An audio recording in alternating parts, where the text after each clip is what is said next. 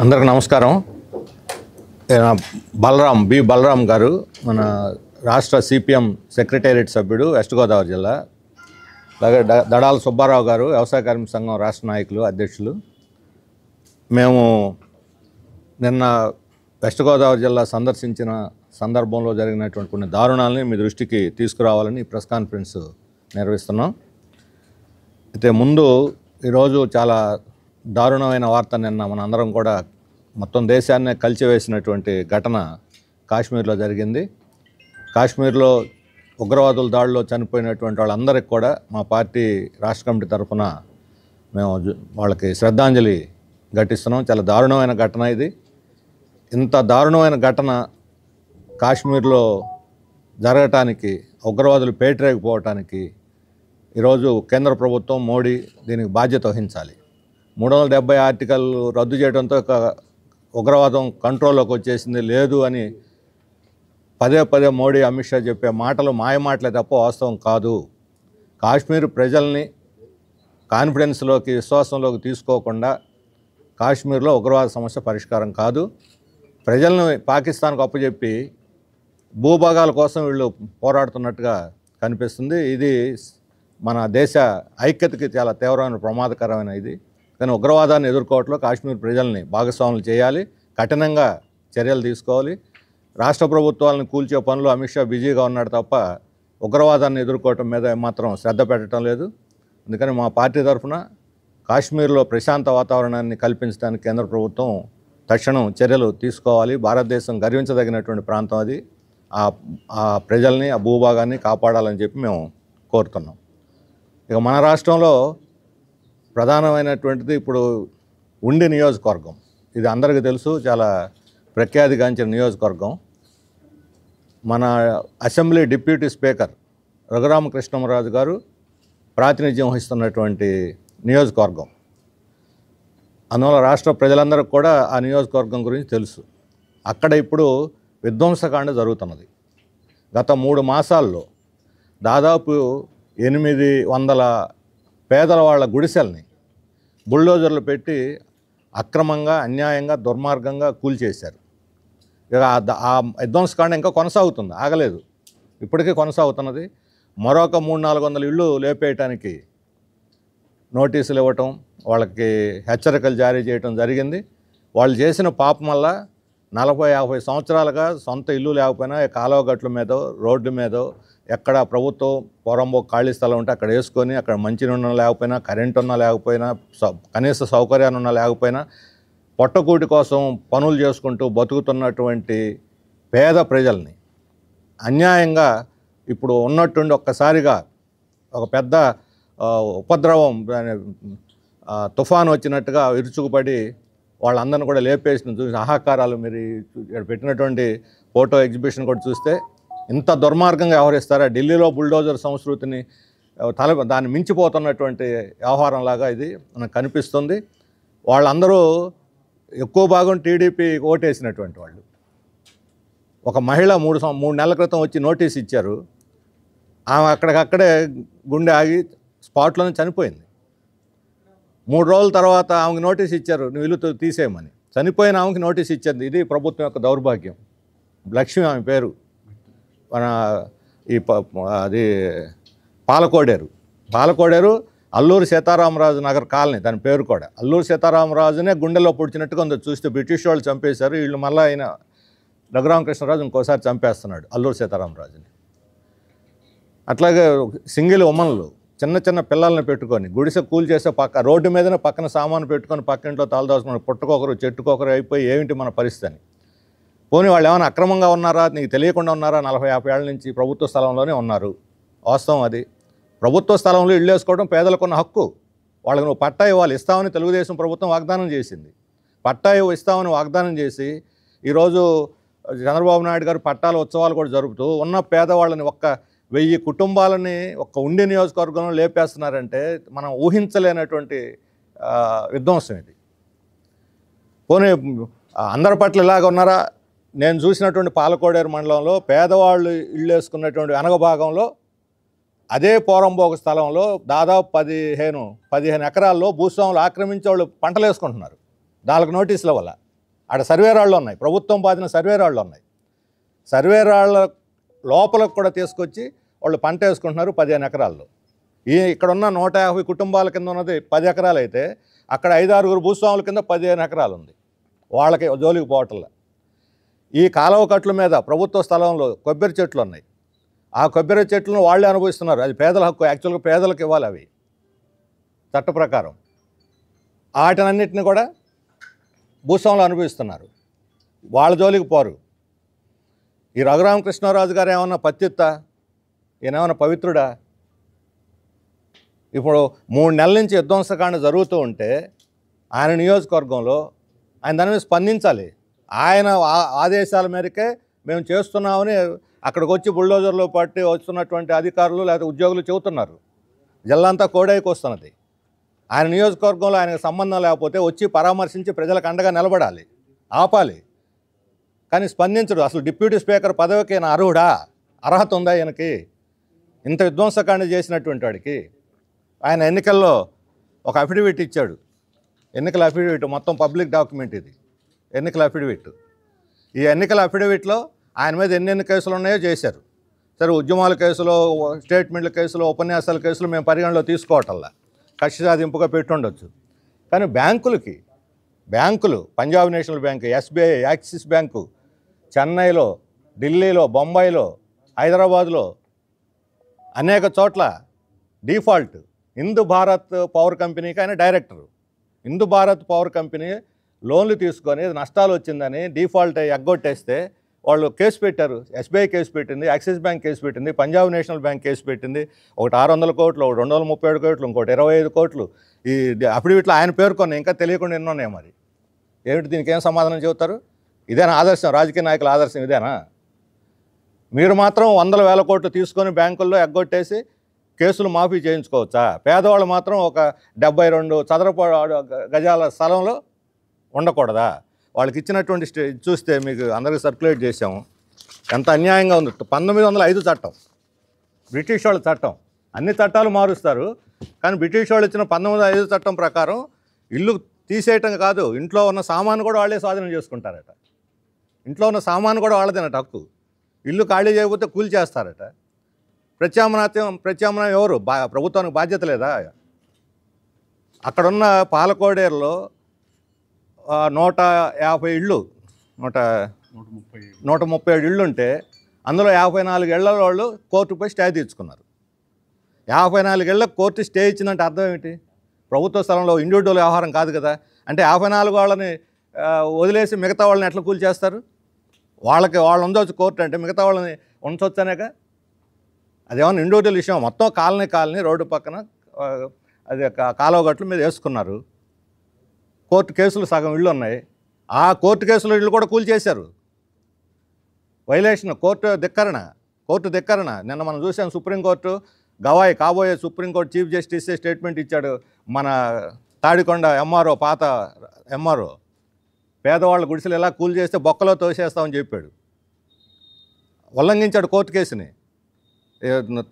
Secunderabad central జైలుకి వెళ్తావా లేకపోతే ఢిల్లీ తిహార్ జైలుకి వెళ్తావా అని అన్నాడు ఆయనకి ఆవేశం వచ్చింది దుర్మార్గం చూసి. ఎప్పుడో 10 ఏళ్ల క్రితం జరిగిన దుర్మార్గం. మొన్న ఉత్తరప్రదేశ్లో జరిగిన బుల్డోజర్ కల్చర్ మీద సుప్రీంకోర్టు కన్నెర చేసింది, ఇలాంటి వ్యవహారాలు చల్లవని. సుప్రీంకోర్టు మందలిస్తున్నా, అధికారులను తీసుకుపోయి జైల్లో పెడుతున్నా, కోర్టులో చేతులు కట్టుకొని గంటల తరబడి వెయిట్ చేసి నిలబడి ఒక నేరస్తులాగా అధికారులు, ఐఏఎస్ ఐపీఎస్ అధికారులు కూడా కోర్టే నిలబెడుతూ ఉంటే, రాజకీయ నాయకులు ఆఫ్టర్ ఆల్ ఈరోజు ఉంటారు, రేపు పోతారు. వీళ్ళకి తలొగ్గి అధికారులు వాళ్ళకి సాష్టాంగ పడిపోయి ఏది కోల్చమంటే కోల్చడం, ఎవరి మీద దాడి చేయమంటే చేయటం, ఎవరి మీద కేసు పెట్టమంటే. ఇప్పుడు వీళ్ళందరి మీద, బలరాంతో సహా మా నాయకులు అందరి మీద కేసులు పెట్టారు. వాళ్ళు కూల్ చేస్తుంటే అడ్డం పోతారని ఇళ్ల దగ్గర పోలీసులు కాపలా పెట్టారు. ఒకరు 10-15 మందిని పెట్టి హౌస్ అరెస్టులు చేశారు. ఏమిటి దుర్మార్గం? ఒక 10 ఇళ్ళు 50 ఇళ్ళు కోల్చడానికి ఒక 100 మంది పోలీసులు కావాలా? ఎవరి మీద యుద్ధం ప్రకటిస్తున్నారా? ప్రజల మీద ప్రజల మీద యుద్ధం ప్రకటిస్తుందా ఈ ప్రభుత్వాన్ని అడుగుతున్నాను. మరి రఘురామకృష్ణరాజు గారు ఇంత దుర్మార్గాలు చేస్తుంటే, అధికారులని పోలీసులను ఉపయోగించి పేదల మీద ఉసుగొలుపుతూ ఉంటే, ఇప్పుడు ఆయన ఏమంటాడు? మీరేమో నాకు ఇళ్ళకు పోయారు, పాపం కాళ్ళ వేళ పడ్డారు, మా ఇల్లు ఉండనియండి, మా లేకపోతే వేరే చోట ఇల్లు ఇవ్వండి, మాకు ఇల్లు కట్టేవ్వండి. ఇల్లు లేవు, స్థలం ఇవ్వలేదు, ప్రత్యామ్నాయం చూపలేదు. గూడు కొట్టేసి కనీసం వాళ్ళకి షామ్యాన వేసి నీడ కల్పించలేదు, తిండి పెట్టలేదు. ఏం బాధ్యత లేదా? మానవత్వం ఉన్న ప్రభుత్వం కాదా ఇది? పేదవాళ్ళని ఇల్లు లేకుండా చేసి వాళ్ళు ఎండలో ఆడ వేసుకొని ఉంటే కనీసం తిండి పెట్టరా, మంచినీళ్ళు ఎవరా? ఏమిటి కారణం అంటే ఎవరో రిట్రిపీట్ చేశారంట, పక్కన కాలువ చూశాను, చాలా బాగున్నాయి నీళ్లు. అలా మొత్తం ఎన్విరాన్మెంట్ పేరు చెప్పి కాలువలు మురిగి చేస్తున్నారని మన డ్రైనేజ్ నీళ్ళు అందరూ ముఖ్యమంత్రి గారితో సహా ఈ డ్రైనేజ్ నీళ్ళన్నీ ఎక్కడ కలుస్తున్నాయి? కృష్ణానదిలో కలుస్తున్నాయి. ఏం చేయాలి వాళ్ళని? పంట కాలువలో కలిస్తే మీరు డ్రైనేజ్ వేయండి, కాలువ వేయండి. అసలు వీటి వల్ల మొత్తం పెద్ద పెద్ద ఆక్వా చెరువులు, ఈ వాళ్ళ ప్రాసెసింగ్ యూనిట్లు, వాటి వల్ల పొల్యూషన్ అవుతుంది. యనమదొర్రు భీమవరం మధ్యలోంచి పోతుంటుంది ఒక పెద్ద డ్రైను. ఎంత మురికిగా ఉంటుంది, ఎంత అన్యాయంగా ఉంటుంది. దాని మీద ప్రజలు పోరాడారు, కానీ ఏం ప్రభుత్వాలు స్పందించాలి. గత ప్రభుత్వం కానీ ఇప్పుడు ఎవరు స్పందించలేదు. ఎవరు కారణం? కాలువలు పొల్యూషన్ కావటానికి పేద ప్రజల కారణం. ఆ ఇళ్లలో స్నానం చేసుకుని పాత్రలు కడుక్కునే ఇళ్లతో పొల్యూషన్ అవుద్దా? మతుందేనా ఇది? ఇలాంటి కేసులు పెట్టించి అక్రమంగా పేదవాళ్ళని లేపేయటం కోసం ఈరోజు ప్రయత్నం జరుగుతుంది. దారుణమైనటువంటి ఘటన. అందుకని రఘురామకృష్ణరాజు గారు ఇప్పటికైనా వాస్తవాలు గుర్తించి ఆయన ఈ పడగొట్టిన ఇళ్ళన్నీ మళ్ళీ తిరిగి నిర్మింపజేయాలి. ఎమ్మెల్యేగా ఆయన బాధ్యత. డిప్యూటీ స్పీకరు, పైగా గౌరవనీయమైన స్థానంలో ఉన్నాడు. ఆయన అంటే ఇంతకుముందు మాకు కొంత గౌరవం ఉండేది, కొన్ని ప్రజాస్వామ్య హక్కుల కోసం పోరాడుతున్నాడు అని. ఈరోజు ఆయనే ప్రజల యొక్క హక్కులను కాజేస్తున్నాడు, రావణాసురుడిలాగా వ్యవహరిస్తున్నాడు, విధ్వంసకాండ చేస్తున్నాడు. విధ్వంసకాండ పాలనకు వ్యతిరేకంగా పోరాడి మేము అధికారంలోకి వచ్చిన ప్రభుత్వంలో ఇంత దారుణమైన విధ్వంసకాండ ఎలా చేస్తారు వాళ్ళు? దానికి డిప్యూటీ స్పీకర్ నాయకత్వం వహించడం ఏంటి? ఆయన మొత్తం దీన్ని అంతా కూడా తిరిగి పునర్నిర్మించే బాధ్యతని రఘురామకృష్ణరాజు గారు తీసుకోవాలి. లేకపోతే మేము దీన్ని తీవ్రమైన ఉద్యమంగా మారుస్తాం, రాష్ట్రవ్యాప్త ఉద్యమం కూడా మారుస్తాము. ఆయన రాజకీయంగా ఆయన బోన్లో నిలబెట్టేటువంటి పని మేము చేయాల్సి వస్తుంది. చంద్రబాబు నాయుడు గారు ఈరోజు P4 ప్రజల ఉద్ధరణ, ఇళ్ళు కట్టించడం గురించి మాట్లాడుతున్నారు. రఘురామకృష్ణరాజు గారిని మీరు నియంత్రిస్తారా లేదా? ఇలాగే వదిలేస్తారా? అడవిలో సింహంలాగా, పెద్ద పులిలాగా చిన్న చిన్న జంతువులను తినమని మీ ప్రతాపం పేదవాళ్ళ మీదనా? తీయండి మొత్తం లిస్టు, ఎవరెవరి కింద ఎంత ఉందో. ఈయన బంధువులే అన్నీ గవర్నమెంట్ స్థలాలు ఆక్రమించుకొని, రఘురామకృష్ణరాజు బంధువులు వాళ్ళ ఊళ్ళో గవర్నమెంట్ స్థలాలు ఆక్రమించుకొని అద్దెలకు ఇస్తున్నారు, షాపులు కట్టించి. ఈయన బంధువులు అవన్నీ బయటికి తీయండి, వాళ్ళని కూడగొట్టండి. మీకు దమ్ము ధైర్యం ఉంటే వాటిని కూలగొట్టండి. ఇవన్నీ వదిలేసి ఈ రకంగా పేదల మీద విరుచుకుపడటం అనేది దారుణం. దీన్ని మేము చూస్తూ ఇలా సహించాం. ప్రజల తరఫున నిలబడతాం, పోరాడతాం. మీరు ఏం చేసుకుంటారు చేసుకోండి. ఎంత నిర్బంధం చేస్తారు, ఎంతమందికి కేసులు పెడతారు, ఎంతమంది జైలుకు పంపుతారు చూస్తాం. అది కూడా ఈ పేదవాళ్ళ మీద తక్షణం ఈ దాడి ఆపి వాళ్ళకి ఇళ్ళు కట్టించాలని చెప్పి మేము డిమాండ్ చేస్తూ ఉన్నాం. అలాగే ఆడవాళ్ళ మీద పోలీసులు ప్రతాపం, మగ పోలీసులు ఒక తల పడిపోయింది, జుట్టు పట్టి లాగి కొట్టారు, తలకేసి గోడకేసి. మగ పోలీసులు దారుణంగా హింసించారు. ఈ రకమైనటువంటి పద్ధతులు సహించం. అందుకని ప్రభుత్వం, ముఖ్యమంత్రి గారు దీని మీద వెంటనే స్పందించి రఘురామకృష్ణరాజుని నియంత్రించి అక్కడ మళ్ళీ పేదలకు న్యాయం జరిగేటట్టు చూడాలి. లేకపోతే ఇది చాలా తీవ్రమైనటువంటి ఉద్యమంగా దారితీస్తుందని చెప్పి నేను చెప్పదలుచుకున్నాను. ఇది ప్రధానమైనటువంటి అంశం. ఆ తర్వాత ఈరోజు రాష్ట్రంలో గిట్టుబాటు ధరలు రైతులు చాలా ఇబ్బందులు పడుతూ ఉన్నారు. ఇబ్బందులు పడటానికి కారణం ఈరోజు అంతర్జాతీయంగా ఉన్నటువంటి ఈ అమెరికా టారిఫ్ ఒక ముఖ్యమైనటువంటి కారణం.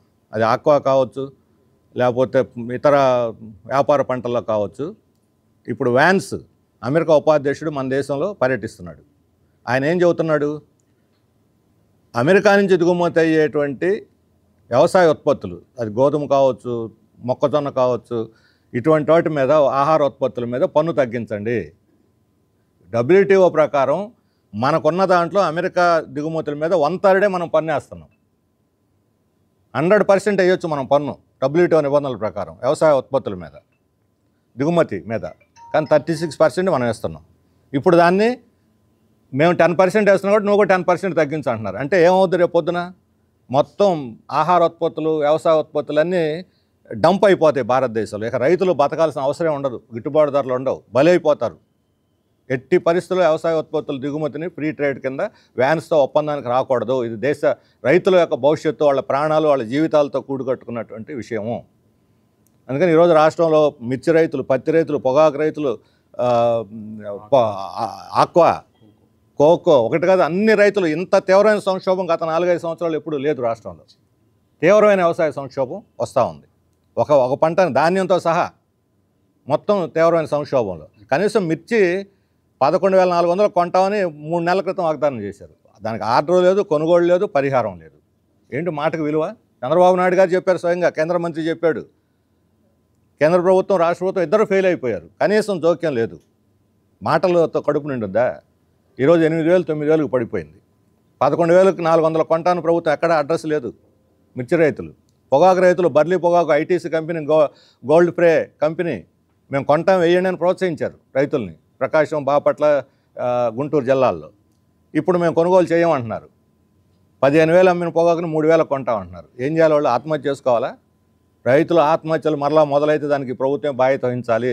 గత ప్రభుత్వాలకు ఏ గతి పట్టిందో తెలుసు. రైతుల ఆత్మహత్యల వల్ల వెంటనే ప్రభుత్వం జోక్యం చేసుకొని ధరల స్థిరీకరణ నిధి ఇచ్చి అన్ని పంటలకి మద్దతు ధరలకు కొనుగోలు చేసే బాధ్యతను ప్రభుత్వం తీసుకోవాలి.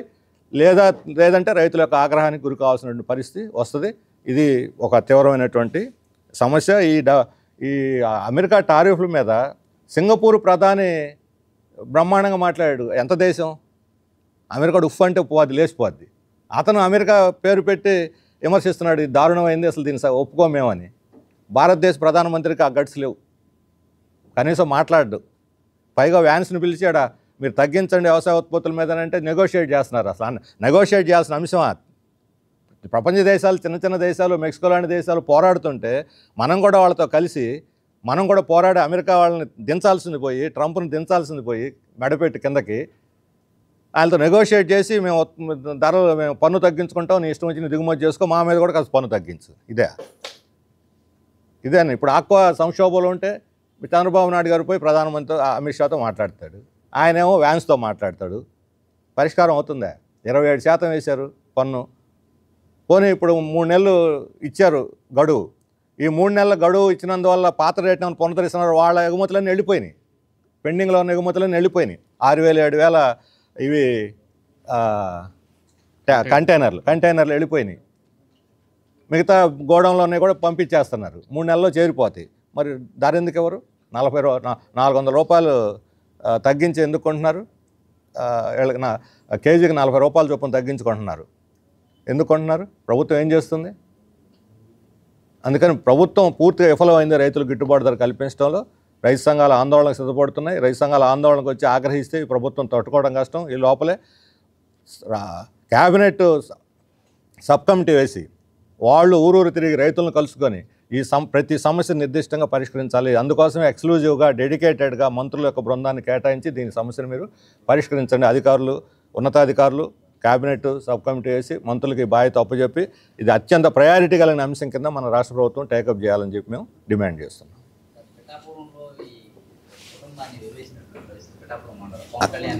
అక్కడ దళితులు మల్లం ఇది సొంత గ్రామం అది.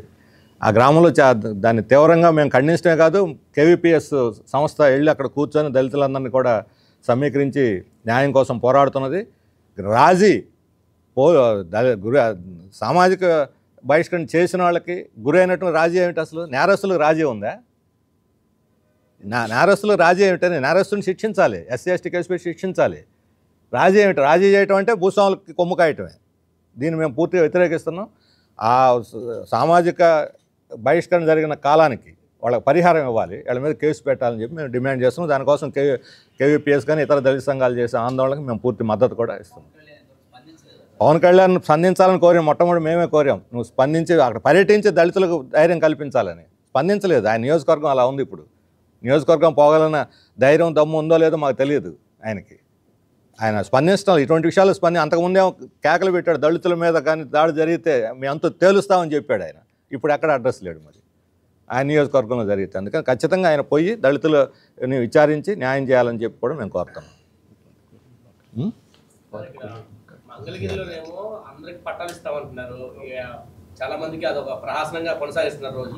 కానీ చాలా నియోజకవర్గాల్లో ఉన్నెల్లు తొలగిస్తుంటే మాత్రం ప్రభుత్వం ఎక్కడ స్పందించట్లేదు. అంటే లోకేష్కి ఒక న్యాయం, మిగతా ఎమ్మెల్యేలకు ఒక న్యాయమా? ఎమ్మెల్యేల మధ్య న్యాయాలు అన్యాయాలు ఉంటే ఎమ్మెల్యేలు తేల్చుకుంటారు. ఆ ఎమ్మెల్యేలు తేల్చుకుంటారు. మేము ప్రజల పక్షం గురించి ఆలోచించేవాళ్ళం, ఎమ్మెల్యేల గురించి వాళ్ళ క్షేమం గురించి మేము ఆలోచించడం లేదు. ఆ నియోజకవర్గంలో ప్రజల కోసం అండి అడిగే ప్రశ్న ఏంటి? ఎక్కడైనా రాష్ట్రంలో ఈరోజు ఇళ్ల స్థలాలు పట్టాలు పెద్ద సమస్య.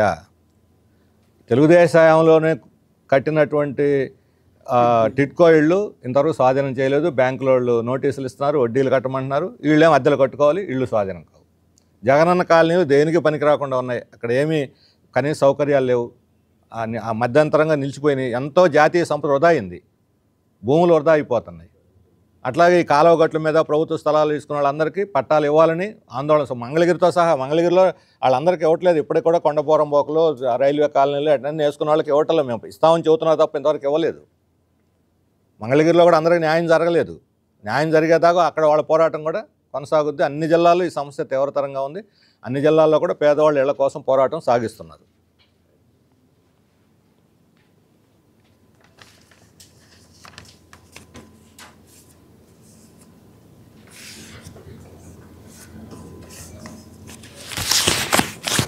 ఓకేనా?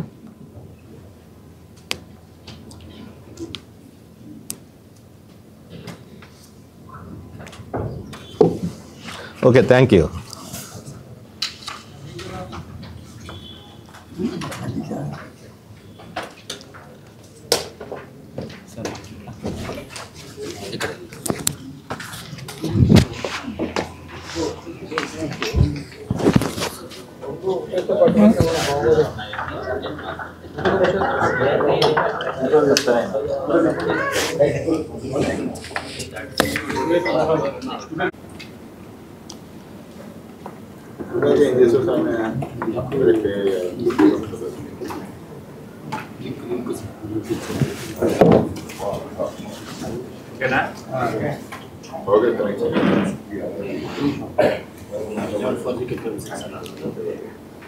రెడీనా? కింద రెడీ అవుతున్నాడు.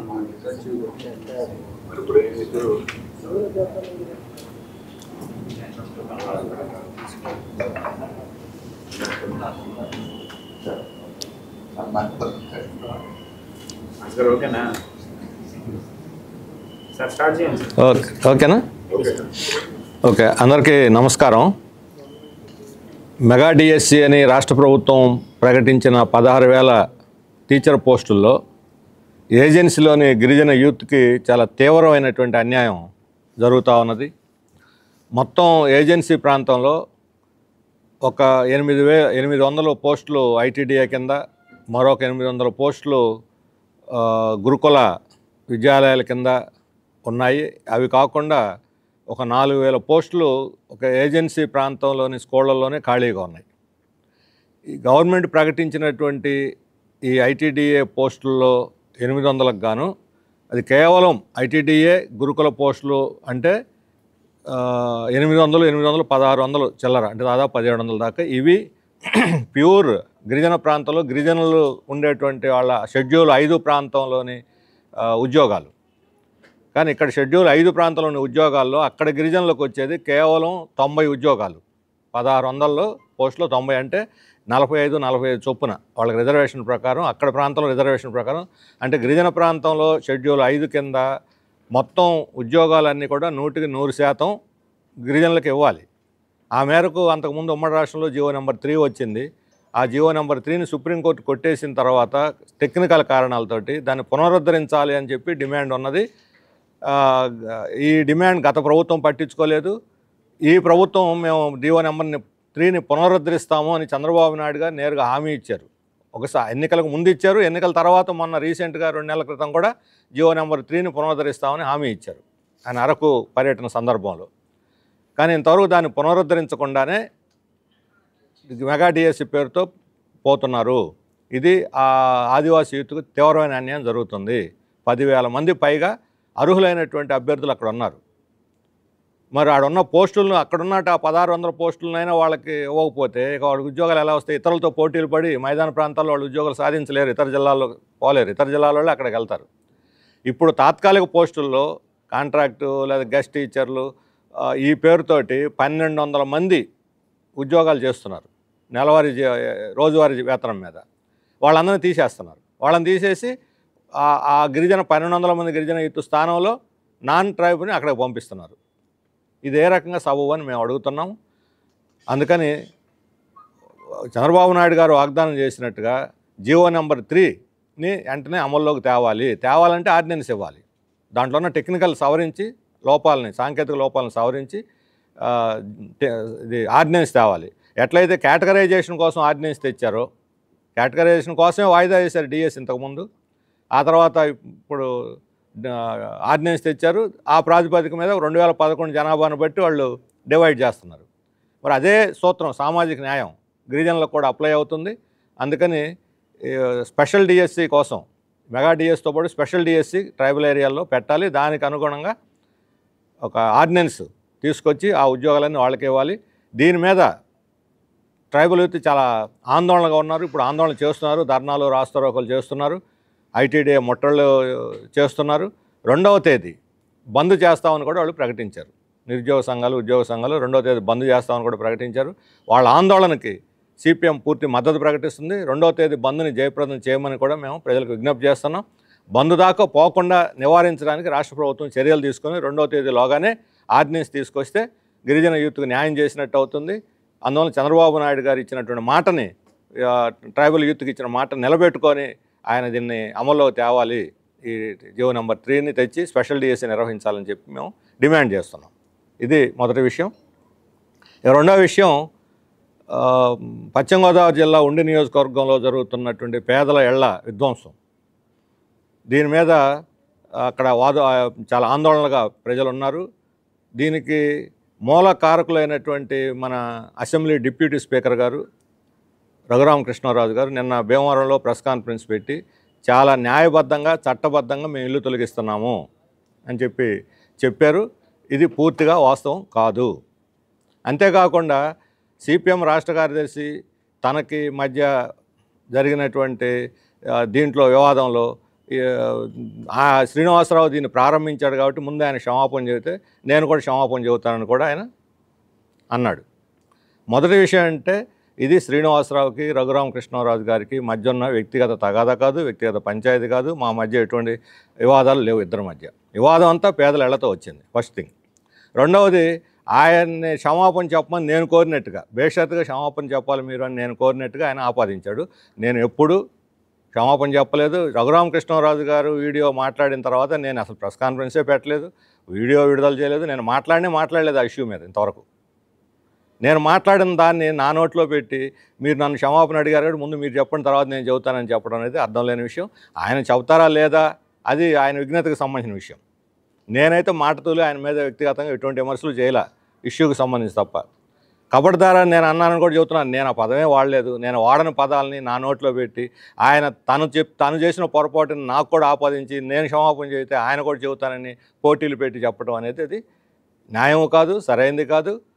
ఆయన్ని మాకు సంబంధించినంత వరకు ఆయన ఏం చేస్తారు, ఆయన వాడిన పదజాలానికి వీటన్నిటికీ ఆయన విజ్ఞతకే మేము వదిలేయదలుచుకున్నాము. ఆయన డిప్యూటీ స్పీకరు, ఎంతో గౌరవప్రదమైన స్థానంలో ఆయన ఉన్నారు. ఎటువంటి పదజాలం అన్పార్లమెంటరీ వర్డ్స్ వాడచ్చో వాడకూడదో నాకన్నా ఆయనకు బాగా తెలుసు. వాడిన పదాల యొక్క తీవ్రత ఏమిటో ఆయనకు తెలుసు. అందువల్ల దాన్ని నేను ఇప్పుడు ఇక్కడ ప్రస్తావించదలుచుకోలేదు. ఇది వ్యక్తిగత విషయంగా మేము చూడటం లేదు, ఫస్ట్ థింగ్.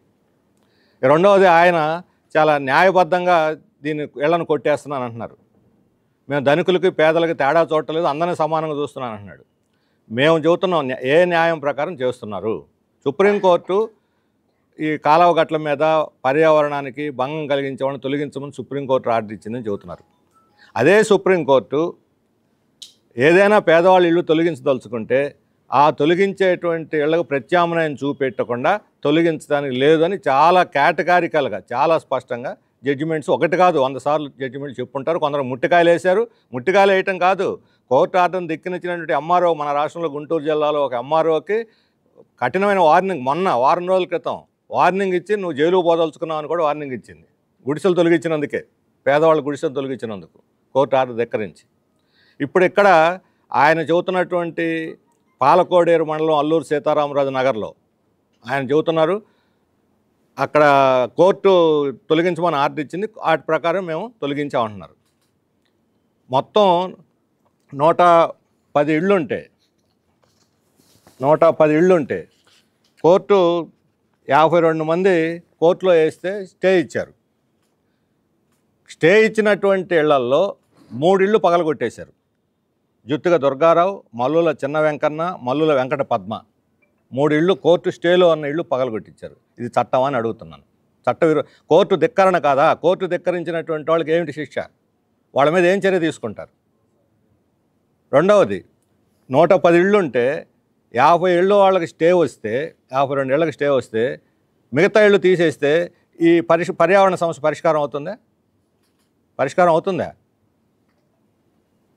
అందుకని ఆ స్టేలో ఉన్న ఇళ్ల సంగతి కోర్టు చెప్పిన తర్వాత అన్నీ కలిపి మీరు తీసేస్తా అంటాం, అది వేరే విషయం. కానీ సగం ఇస్తే అసలు సమస్య ఎలా పరిష్కారం అవుద్ది? మీరు ఆయన అనుకున్న దాని ప్రకారం కూడా ఇదేం ఇండివిజువల్ ఇష్యూ కాదు. ఒక్క ఇంటికి స్టే ఇచ్చినా సరే అందరికీ వర్తిస్తుంది ఇలాంటి సమస్యల్లో, ఇలాంటి సందర్భాల్లో. 50 ఇళ్ళకి స్టే ఇస్తే అవి వదిలేసి మిగతా కొట్టేసామంటే అర్థం ఏమిటి? దేని మీద ఇచ్చారు? మంచినీళ్ళు సరఫరా చేసే చెరువు ట్యాంకుకి నీళ్లు పోతున్నాయి, అది అపరిశుభ్రం అవుతున్నాయి, మలినం అవుతున్నాయి, మల విసర్జన దాంట్లో పోతున్నది. వాళ్ళందరూ చేశారు, మేము టెస్ట్ చేసి చూసామంటున్నారు. ఎవరు చేశారు టెస్ట్? Water test. ఆ చెరువులో నీళ్ళు టెస్ట్ చేసామంటున్నారు. ఆ చెరువులో నీళ్లు పోతున్నటువంటి కాలువలో ఈ కాలనీ ఉన్నటువంటి కాలువ పైభాగంలో ఉంది. నేను ఆ నీళ్లు చూశాను. మీరు కూడా పోయి పరిశీలించవచ్చు, జర్నలిస్టులు కూడా. చాలా స్వచ్ఛంగా ఉన్నాయి. వీళ్ళు చెబుతున్న మల విసర్జన దాంట్లో కలవటానికి అవకాశం లేదు. మధ్యలో సిమెంట్ రోడ్డు అడ్డం ఉంది. ఆ సిమెంట్ రోడ్డు వెనకాల ఇళ్ళు వేసుకున్నారు. ఇళ్ళకి వెనకాల ఎక్కువ మంది సెప్టిక్ ట్యాంకులు కట్టుకున్నారు. ఒకవేళ లేదు, ట్యాంకులు కట్టుకోలేదు, మల విసర్జన పోతుంది అనుకున్నాం. దానికి ఏమిటి పరిష్కారం? ప్రభుత్వమే ట్యాంకులు కట్టి వాళ్ళకి, వాళ్ళంతా, లేదా ఒక డ్రైనేజ్ పైప్ లైన్ వేసి డ్రైనేజీలోకి వదలాలి. చేయాల్సిన పని అది. విఘ్నులైన వాళ్ళు ఎవరైనా చేసేది ఇంట్లో ఎలుకలు ఉన్నాయి, నీళ్లు తగలబెట్టరు. వాళ్ళు పేదవాళ్ళు ఎంతమందికి లెట్రిన్లు ఉన్నాయి? స్వచ్ఛాంధ్రలు, స్వచ్ఛ భారత్ల తర్వాత ఇప్పటికి కూడా పల్లెలు చాలామందికి లేవు. కానీ వాళ్ళు కట్టుకున్నారు సెప్టిక్ ట్యాంకులు అక్కడే లేవు అనుకున్నా సరే వాటికి డ్రైనేజీ పైప్ లైన్ వేసి తీసి డ్రైన్లో పంపాల్సిన బాధ్యత ప్రభుత్వాన్ని తప్ప వాళ్ళది కాదు. వాళ్ళు ఇళ్ళు కూలగొట్టేస్తారా? దానికి డ్రైనేజ్ పైప్ లైన్ లేకపోతే డ్రైనేజ్ చేయాల్సిన నీ బాధ్యత నుంచి తప్పుకొని ప్రభుత్వం వాళ్ళ ఇళ్ళు కూలగొట్టిస్తుందా? ఇది న్యాయం అని చెప్పి మేము అడుగుతున్నాం. అందుకని ఆ పై నీళ్లు, ఏళ్ల నీళ్లు వల్ల అది కలుషితం అవుతుందనే దానికి ఆ నీళ్లు టెస్ట్ ఎవరు చేశారు? ఏ అధికార సంస్థ చేసింది? ఎవరు సర్టిఫై చేశారు? మనం చూసి మురికి ఉన్నాయంటే ఏ నీళ్ళల్లో మురికి ఉండదు. రాళ్ళు రప్పలు అన్నిట్లో ఉంటుంది. ఏ నీళ్లు చూసుకొని చూసినా. నేను చేతుల్లో తీసుకొని చూశాను ఆ కాలువలో నీళ్లు చాలా స్వచ్ఛంగా ఉన్నాయి. వాటితోనే వాళ్ళు వంట చేసుకుంటున్నారు. ఆ నీళ్లు పోసుకొని వంట చేసుకుంటున్నారు. మరి ఎలా చేస్తున్నారు వాళ్ళు?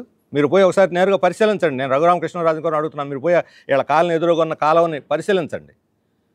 అందుకని ఎవరో తప్పుడు రిపోర్ట్లు ఇస్తే ఆ తప్పుడు రిపోర్ట్ల ఆధారంగా అందువల్లనే కోర్టు స్టే ఇచ్చింది ఇల్లు కూలగొట్టకుండా కోర్టుకు పోయిన వాళ్ళకి. ఈ లోపల పరిశీలన చేయాలి. ప్రభుత్వాన్ని అడుగుతున్నాం, మీరు పరిశీలన చేయండి అని. ప్రభుత్వం అధికారికంగా పరిశీలన చేయకుండా, నిపుణులను పంపకుండా, ల్యాబుల్లో టెస్ట్ చేయకుండా, ఎక్కడి నుంచి వచ్చి కలుస్తుందో ఆ మలినం చూడకుండా, మధ్యలో ఉండేటువంటి ఇతర కింద స్థాయిలో ఉన్నటువంటి కొన్ని చెరువులు వీటి ద్వారా వచ్చి మలినం వస్తున్నది వేరే చోట నుంచి. ఆ చెరువులో మలినానికి ఏళ్ళని కారణం చూపెడితే ఈ నీళ్ళు టెస్ట్ చేయకుండా ఆ నీళ్ళు ఎందుకు టెస్ట్ చేస్తారు? వీళ్ళ కాలనీ ఎదురుకున్న నీళ్లు కదా టెస్ట్ చేయాలి. ఆ నీళ్ళు టెస్ట్ చేయకుండా ఎక్కడ నీళ్ళో చెరువులో నీళ్ళు టెస్ట్ చేసి ఏళ్ళ కారణం అని చెప్తే అది బోడిగుండికి మోకాళ్ళకి ముడేసినట్టు కాదా ఇది? అందుకని ఇది చట్టబద్ధంగా జరగలేదు, చట్టవిరుద్ధంగా జరుగుతూ ఉన్నది. అంతేకాదు ఈ ఊర్లో ఒక ఊరు కాదు అనేక ఊళ్ళలో కూలగొట్టారు. మేము అన్నాం ప్రభుత్వ స్థలాల్లో పేదవాళ్ళు వేసుకొని చట్టబద్ధంగా వాళ్ళకి పట్టాలు ఇవ్వాలి. లోకేష్ గారు మంగళగిరిలో చెప్పాడు కదా, ప్రభుత్వ స్థలాలు వేసుకున్న వాళ్ళందరికీ పట్టాలు ఇస్తామని ఆయన చెప్పారు స్వయంగా. మరి అదే సూత్రం ఇక్కడ కూడా అప్లై అవుద్దిగా. ప్రభుత్వ పాలసీ అది, చట్టాలు ఉన్నాయి, దానికి జీవోలు ఉన్నాయి. ఇప్పుడు గవర్నమెంట్ స్థలాలు ఉన్నాయి, కాలువ గట్ల మీద ఉన్నాయి, చెరువు దీంట్లో ఉన్నాయి, ఇన్ని ఇల్లీగల్ అనుకుంటే మేము క్వశ్చన్ చేసింది ఏమిటి? ధనవంతుల ఆధ్వర్యంలో అదే కాలనీ వెనకాల 15 ఎకరాలు 20 ఎకరాలు ధనవంతులు భూస్వాముల ఆక్రమణలో ఉన్నారు. పంట వేసుకున్నారు, నేను చూశాను. ఇతర అనేక చోట్ల ఉన్న వాళ్ళ బంధువులు, మా జిల్లా కమిటీ నాయకత్వం ఆకివీళ్ళు వాళ్ళ బంధువులు గవర్నమెంట్ స్థలంలో ఇళ్ళు కట్టుకొని షాపులు అద్దెకిచ్చి ఆదాయం సంపాదిస్తున్నారని కూడా చెప్పారు. మరి పరిశీలించారా? ఇప్పుడు అంటారైనా నాకు ఇద్దరి మధ్య తేడా లేదు, మీరు ధనికులు ఇళ్ళు ఎవరైనా ఇవ్వండి, వాటిని కూడా కూలగొట్టిస్తానంటాడు. అంటే ఇచ్చే బాధ్యత మాదే. పేదవాళ్ళు ఇల్లు కూలగొట్టమని ఎవరు ఇచ్చారు మీకు లిస్టు? వాళ్ళని అడగండి, ధనికుల ఇళ్ళు లిస్టు కూడా ఇవ్వమని. అధికారులకు తెలియదా ఎవరు దురాక్రమణ చేశారు, ఎన్ని ఎకరాలు ఉన్నాయి, ఎవరెవరి కింద ఎంతంత బిల్డింగులు భవనాలు కట్టారో? ఎక్కడ లేవు అనధికార బిల్డింగులు భవనాలు. ఇప్పుడు మేము కూలగొట్టమని కాదు ప్రభుత్వాన్ని కోరుతుంది, నిర్మించమని. నిర్మించమంటే కూలగొడతామని విధ్వంసం, పేదల ఇళ్ళు కూలగొట్టడం విధ్వంసం. ఒకవేళ ధనికులు పేదలను సమానంగా చూస్తే ముందు కూలగొట్టాల్సింది ఎవరిని? ధనికులు ఇళ్ళు కూలగొట్టాలి, ఆ తర్వాత పేదల జోలికి రావాలి. ఇప్పుడు కూలగొట్టిస్తారట. అంటే మేము ఈ విషయం లేవనెత్తి ప్రశ్నిస్తున్నాం కాబట్టి ఇప్పుడు ధనికులు లిస్ట్ ఇవ్వండి కూలగొట్టిస్తానంటున్నారు. ఇప్పుడు దాకా తెలియదా మీకు ధనికులు ఉన్నారనే విషయం? అధికారులకు తెలియదా? ప్రభుత్వానికి తెలియదా? ముందు కూలగొట్టాల్సింది ఎవరిని? ధనికులు ఇళ్ళు కూలగొట్టి ఆ తర్వాత పేదల్ని నోటీసులు ఇవ్వండి. తర్వాత ఏం చెబుతున్నారు? పేదవాళ్ళ ఇళ్ళు అన్నింటిని కూడా మేము ప్రత్యామ్నాయం ఇచ్చాం, ఇళ్ల స్థలాలు ఇచ్చాం, ఇళ్ళు ఇచ్చాము. ఇది పచ్చి అబద్ధం, వాస్తవం కాదు. వాళ్ళకి కొంతమందికి 62 మందికి ఇళ్ల స్థలాలు ఇచ్చారు. 62 మంది, మొత్తం 110 ఇళ్ళు ఉంటే ఈ 62 మందిలో 9 మందికి భూమి తీసుకున్న ఆయన రైతు కోర్టుకి వెళ్ళిపోయాడు. ఇది కాకుండా ఇచ్చిన స్థలాల్లో 10 మంది ఇళ్ళు కట్టుకున్నారు, వాళ్ళు వెళ్ళిపోయారు. 4 నిర్మాణ దశలో ఉన్నాయి. మొత్తం 45 మందికి అసలు ఏ దిక్కు లేదు. కూలగొట్టిన 54 ఏళ్లలో 45 మందికి అసలు దిక్కు ఏమి లేదు. స్థలాలు ఇస్తే సరిపోద్దా? పోనీ మిగతా వాళ్ళకైనా స్థలాలు ఇస్తే సరిపోద్దా? ఇల్లు లేకుండా ఎట్లా పోతారు?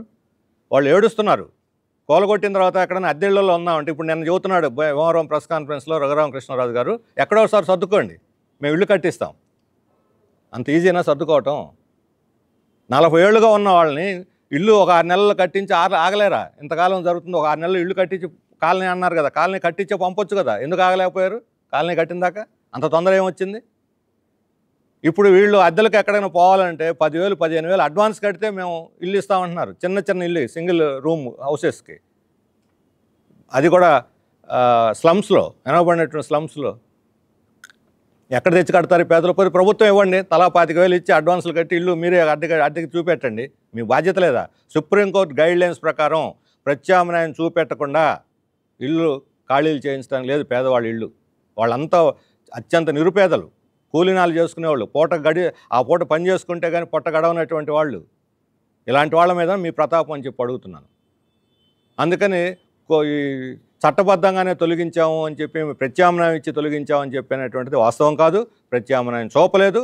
ఇప్పుడు వాళ్ళని దిక్కున్న చోట తలావు దిక్కెళ్ళి ఒక రకమైన నిరాదరణకు గురైతే మేము క్యాంప్ పెట్టి, ఇప్పుడు మీరు పోయి చూడండి, ఎవరికైనా తెలుస్తుంది, ఆయన కూడా పోయి చూడవచ్చు. క్యాంప్ పెట్టి అక్కడ వంటలు పెట్టుకొని అక్కడ బతుకుతున్నారు వాళ్ళు. రోడ్డు మీద షామ్యానాలు వేసుకొని దాని కింద బతుకుతున్నారు. మా నాయకులు కూడా అక్కడ వాళ్ళతో పాటు పనుకుంటున్నారు వాలంటీర్స్గా.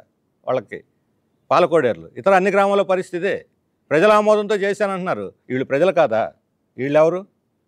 పేద ప్రజలు కాదు. మీ దృష్టిలో ప్రజలంటే ధనవంతులేనా? బ్రోకర్లను, లేకపోతే భూస్వాములు, దురాక్రమణదారుల, ప్రభుత్వ భూములను అక్రమంగా అనుభవిస్తున్న వాళ్ళ, లేకపోతే పెద్ద పారిశ్రామికవేత్తల? ఎవరు ప్రజలంటే? ఈ పేద ప్రజల ఓట్లు మీ వాళ్ళంతా. నాకు తెలుగుదేశం కార్యకర్త చూపెట్టాడు ఆయన కార్డు, తెలుగుదేశం కార్డు చూపెట్టి, నేను తెలుగుదేశం కార్యకర్తలండి, కార్డు ఇది కూడా, నన్ను కూడా కూలగొట్టారు, నీ దిక్కున్న చోట పోయి చెప్పుకోమన్నారండి, ఏమిటండి అన్యాయం నన్ను అడుగుతున్నాడు ఆయన. వాళ్ళు చెప్పాలి వాళ్ళ సమాధానం వాళ్ళకి. ఆ కాలనీలో 80% తెలుగుదేశానికి ఓటేసినటువంటి వాళ్ళు. పోనీ అట్లా అనుకున్నా కూడా ఏమిటి అన్యాయం? ఆ ప్రజలు కాదా వాళ్ళు? కాబట్టి ఇది ఆయన లేవనెత్తిన సమర్థించుకోవడానికి చెప్పిన అంశాలు ఏవి కూడా కరెక్ట్ కాదు. ఇప్పుడు ఏమంటున్నారు?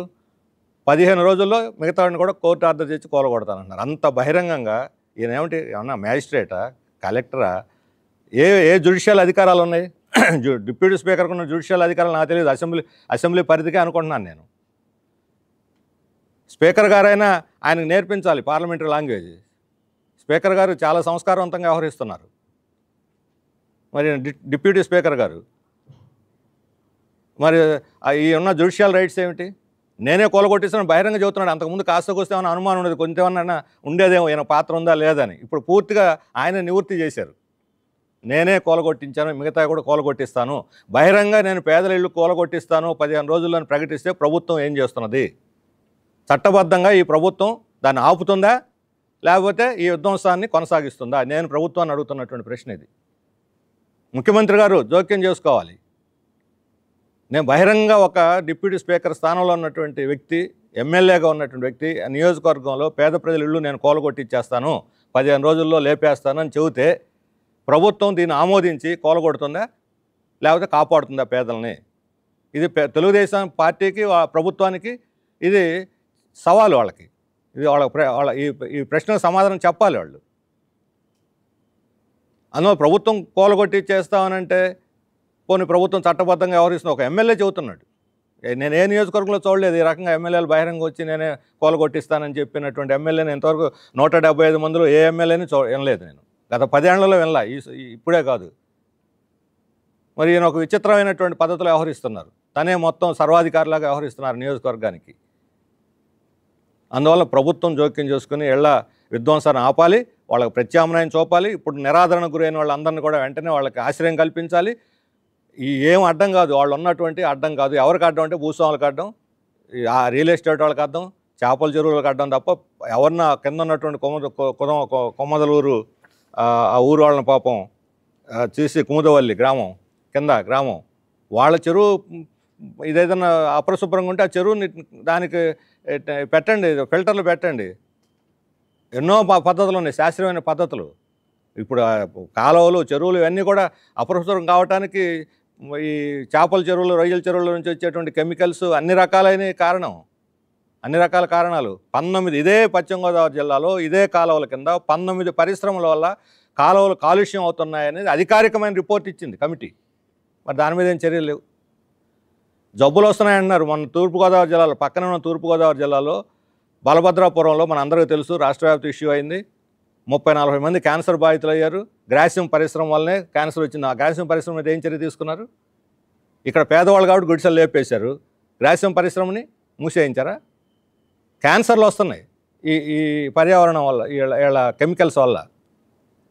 రాష్ట్రంలో ఎన్ని చోట్ల అలా జరగటం లేదు. ఈ చెరువు వీటి మీదే తుందూరులో పెద్ద ఆందోళన చేసాం గతంలో మేము. ఈ రొయ్యల శుద్ధి కర్మాగారాలు పెద్ద ఎత్తున పెడితే అన్నీ కూడా వదులుతుంటే ఈరోజు కూడా సముద్రాల్లో చేపలు చచ్చిపోతున్నాయి, ఈ ఏట్లో ఉన్న చేపలు. ఇదే భీమవరం మధ్యలో నుంచి పోతుంది డ్రైనేజీ, ఒక పెద్ద యనమ కుదురు డ్రైనేజీ. అసలు చూస్తే దూరం నుంచే దుర్వాసన వస్తుంది. ఇది కింద దాకా వెళ్ళిపోతుంది. ఆ గ్రామాల మంచినీళ్ళన్నీ కూడా దీనివల్ల కలుషితం అవుతున్నాయని ప్రజలు పెద్ద ఎత్తున ఆందోళన చేస్తున్నారు. మరి దానికేంటి సమాధానం? మీరు బాధ్యతాయుతమైన స్థానంలో ఉండి ప్రజల యొక్క క్షేమం గురించి ఆలోచించేవాళ్ళు ఇవన్నీ పరిగణలో తీసుకోవాల్సిన అవసరం లేదా? అందువల్ల మా డిమాండ్ ఏంటంటే రాష్ట్ర ప్రభుత్వం జోక్యం చేసుకొని తక్షణం విధ్వంసాన్ని ఆపాలి, పేదలకు ప్రత్యామ్నాయం కల్పించాలి. అప్పటిదాకా వాళ్ళకి ఆశ్రయం కల్పించి పరిహారం కూడా, వాళ్ళకి ఇళ్ళు కూల్చేసిన దానికి తగిన పరిహారం, కోర్టు ధిక్కరణ. చట్టాన్ని గురించి మాట్లాడుతున్నారు. నేను ఒకటే చెబుతున్నాను, చట్టం ఈరోజు ఆ వీడియో మీరు ప్రత్యక్షంగా చూడవచ్చు. అది మగ పోలీసులు ఆడవాళ్ళని పట్టుకొని జుట్టు పట్టి లాగి కొట్టుతున్నారు మగ పోలీసులు. ఇదే చట్టమా? వాళ్ళు ఇల్లు కూలగొడుతుంటే అడ్డం పైన మహిళల్ని ఏది పోలీసు మీద చర్యలేవి? చట్టాన్ని ధిక్కరించినటువంటి వాళ్ళ మీద మగ పోలీసులను పెట్టి ఆడవాళ్ళ మీద మీరు దౌర్జన్యం చేస్తారా? ఇదేనా చట్టం అని నేను అడుగుతా ఉన్నాను. అందువల్ల ఇటువంటి పౌర హక్కుల ఉల్లంఘన జరిగింది, ఇందులో మానవ హక్కుల ఉల్లంఘన జరిగింది. అనాగరికమైన పద్ధతిలో పేదల పట్ల వ్యవహరించారు. వీళ్ళందరూ ప్రజలకు లెక్కలో లేరు. ఆయన దృష్టిలో వీళ్ళంతా ప్రజలు కాదు. ఆయన దృష్టిలో ప్రజలు వేరే. మా దృష్టిలో ప్రజలంటే వీళ్ళే పేదవాళ్ళు. మేము పేద ప్రజల తరఫున నిలబడతాం. కష్టమైనా నష్టమైనా, ఎన్ని బాధలు పడ్డా, లేకపోతే మీరు నిర్బంధం విధించినా, మీరు మమ్మల్ని కొట్టినా తిట్టినా జైలుకు పంపినా, దేనికైనా సరే సిద్ధపడి ఆ ప్రజల యొక్క భద్రతకి మేము వాళ్ళ తరఫున నిలబడి తీరతాం. పోరాటం కొనసాగుతుందని చెప్పి మేము చెప్పదలుచుకున్నాం. ఈ వీడియో ప్లే చేస్తారు, చూడండి ఒకసారి. వెనక లైట్లు ఆపేసాలా?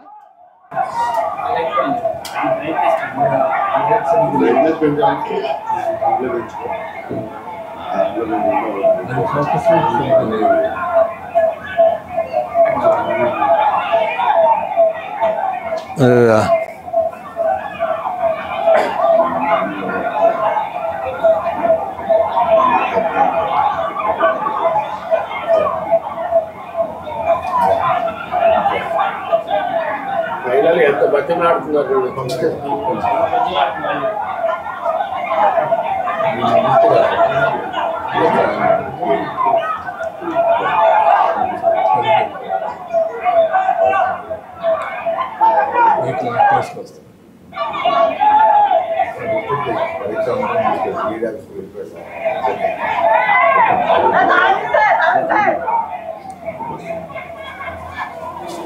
మఫ్టీలో ఉన్న పోలీసులు మహిళలను వెనక్కి నెట్టేస్తున్నారు.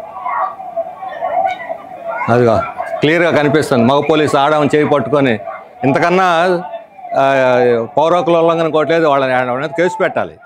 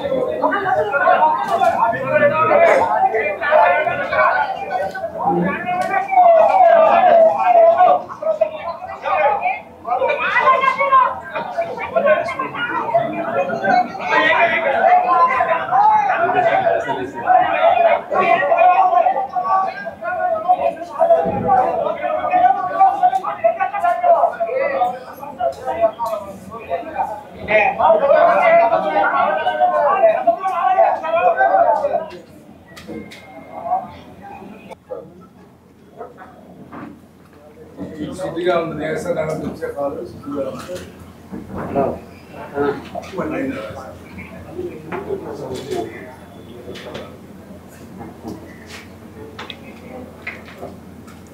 ఇవి బాగానే ఉన్నాయి.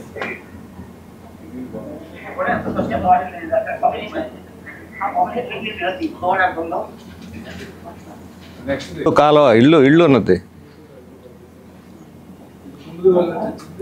ఆ గుడిసెలు అవతల వైపు ఉన్నాయి. ఆ గుడిసెలు వెనకాల వాళ్ళ ట్యాంకులు ఉంటాయి.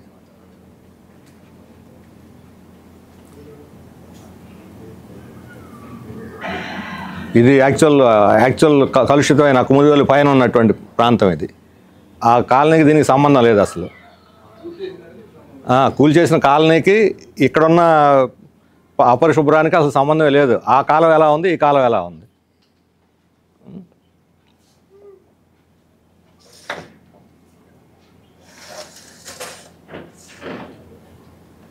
అందుకని బాధ్యతాయుతంలో స్థానంలో ఉన్న ఆయన వాస్తవాలు పరిశీలించి ప్రజలకు చెప్పాలి.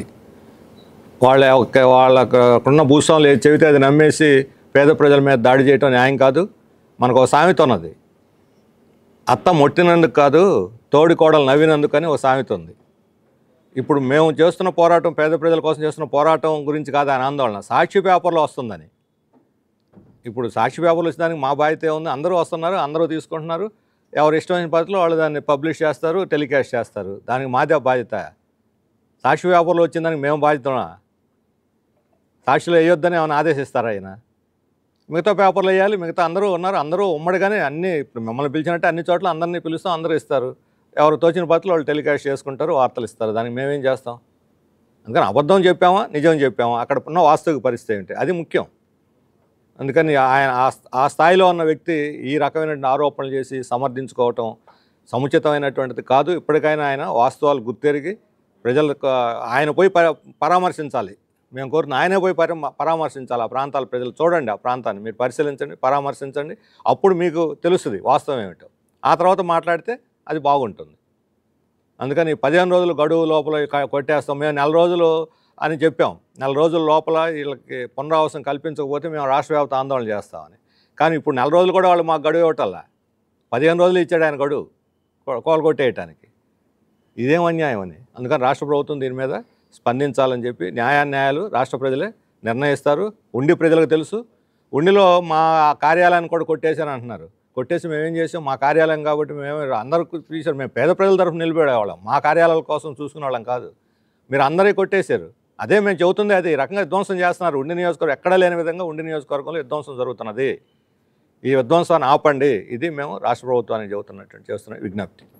గోదావరి జిల్లా ఉండి నియోజకవర్గంలో రఘురామకృష్ణరాజు చేసిన విధ్వంసం అనేది తీవ్ర నేరము. అక్కడ కాలువ గట్టు మీద పేదలు 40 సంవత్సరాల నుంచి జీవనం కొనసాగిస్తూ ఉన్నారు. 40 సంవత్సరాల నుంచి వాళ్ళని కాలువ గట్ల మీద ఉంచినందుకు ఈ ప్రభుత్వం సిగ్గుపడాలి. ఈరోజు ఈ ప్రభుత్వం చాలా మాటలు చెప్పిద్ది. స్వర్ణాంధ్ర అంటారు, విజిల్ అంటారు. 40 సంవత్సరాల నుంచి పేదలు కనీసం ఉండటానికి గుడిసెలేసుకొని కాలువ గట్ల మీద ఉంటున్నారంటే వాళ్ళకి ఈ ప్రభుత్వానికి ఏం బాధ్యత ఉంది అని చెప్పేసి మేము అడుగుతా ఉన్నాం. అటువంటి పేదల్ని ఈరోజు నిర్దాక్షిణ్యంగా బుల్డోజర్లతోటి పగలకొట్టడం అంటే ఈ ప్రజాప్రతినిధులకు ఏమాత్రం ఈ ప్రజల పట్ల బాధ్యత ఉందా అని చెప్పేసి అడుగుతున్నాం. పైపెచ్చు మేము బాధ్యతగా వ్యవహరించాం. సిపిఎం పార్టీగా ఈరోజు ఆ పేదలకు అండగా నిలబడ్డాం. ఆ పేదలకి నివాసం కల్పించాలి అని చెప్పేసి అండగా నిలబడినందుకు మా పార్టీ రాష్ట్ర కార్యదర్శిని నోటికొచ్చినట్టు ఈరోజు బండ బూతులు తిట్టడం హక్కు నీకు ఎవడిచ్చాడు అని చెప్పేసి మేము అడుగుతా ఉన్నాం. నిజంగా నువ్వు డిప్యూటీ స్పీకర్వేనా అని అడుగుతున్నాం. ఇప్పుడేమి నీ పేరులో రాజు ఉండొచ్చు, కానీ ఇదేమి రాచరిక పాలన కాదు. రఘురామకృష్ణరాజు అని మర్చిపో. ఈరోజు నువ్వు ఇక్కడ రాజులు సామంతులు ఈ ఆంధ్ర రాష్ట్రంలో ఎవరు లేరు. నువ్వు ఆ చెప్పిన మాటలన్నీ పట్టడానికి ఇక్కడ సిద్ధంగా ఎవరు లేరు. నీకు నిజంగా ప్రజాప్రతినిధిగా బాధ్యత ఉంటే పోలీసులు నిర్దాక్షిణ్యంగా మహిళల మీద పట్టుకొని లాగుతా ఉన్నారు, స్పృహ తప్పి పడిపోతా ఉన్నారు. ఆ పోలీసుల మీద యాక్షన్ తీసుకో. అంతేగాని ఈరోజు నీ నోటికి వచ్చినట్టు అదుపు లేకుండా మాట్లాడితే ఇక్కడ ఎవరు సిద్ధంగా లేరు. వెంటనే ముఖ్యమంత్రి గారు జోక్యం చేసుకోవాలి. అట్లనే ఈయన డిప్యూటీ స్పీకర్ పదవి ఏదైతే ఉందో దాని నుండి బర్తరఫ్ చేస్తే ఆంధ్ర రాష్ట్ర ప్రజానీకం సంతోషిస్తారని చెప్పేసి మేము ఈ సందర్భంగా తెలియజేస్తా ఉన్నాం. వెంటనే కాలువ గట్టులో ఎవరైతే ఇల్లు కూల్చారో వాళ్ళకి పునరావాసం కల్పించాలి. కల్పించేంత వరకు సిపిఎం పార్టీ వాళ్ళకి అండగా ఉంటుంది. మొత్తం రాష్ట్ర వ్యాప్తంగా వాళ్ళకి అండగా నిలబడతారని చెప్పేసి కూడా ఈ సందర్భంగా తెలియజేస్తా ఉన్నాం.